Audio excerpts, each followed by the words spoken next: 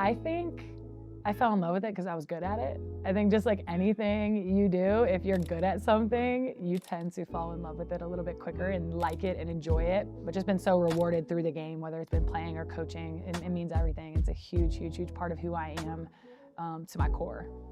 I think just growing up and having a bright future and understanding that I had such high hopes and expectations for myself to go to college and to get a scholarship and to be all of these things, and I had a big name in our city and our community, I held myself to that standard, I think, just from a very young age. And that will get Becky Burke, number 11, into the ballgame, and she's had quite a tournament. I chose Louisville because I had a really great relationship with the coaches, the vision that they had for their program and where they wanted it to go. I went to Louisville when we were building. We weren't a top 5 program when I signed my letter of intent to go there, but I knew we had the potential to be a top 5 program. I knew what type of coach Jeff Walls was. I knew what type of players that were coming in with me, what they believed in and what they wanted to be a part of. We didn't want to walk into something where it was already built. We didn't want to walk into something where they just go play in Final Fours every other year. We wanted to be the first to do it. I was spicy, like I was talking mess,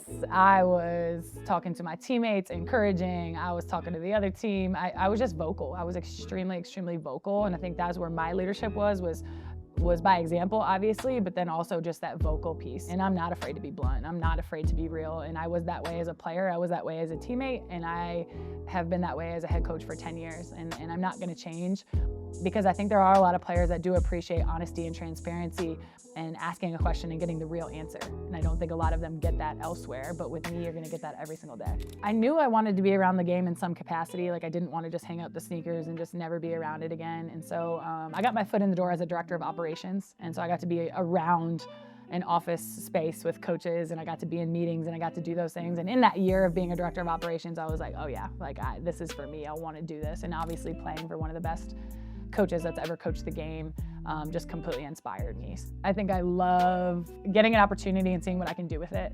And I'll never forget Ted Blake, the athletic director at Embry-Riddle at the time. Like he's hiring a 24-year-old like with not a ton of experience to be the head coach and to start a program up there. And he had so much faith in me. And I think if I owe anything of the trajectory of my career to anybody, it's probably him for giving me my first opportunity and my chance to prove myself. That was probably the most rewarding 3 years of my entire career, the most transformational, because I just had to figure it out. I had to really get something going from the ground up.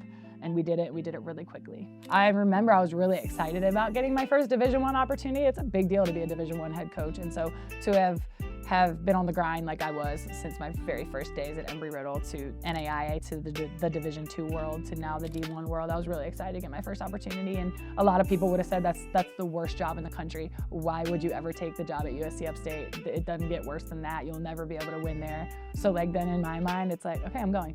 You know, it's like that, okay, then that's the job that I want. If you want to say it can't be done there, then that's just the type of person that I am. I'm going to show you that it can be done there, and we're going to do it, and we're going to do it quickly.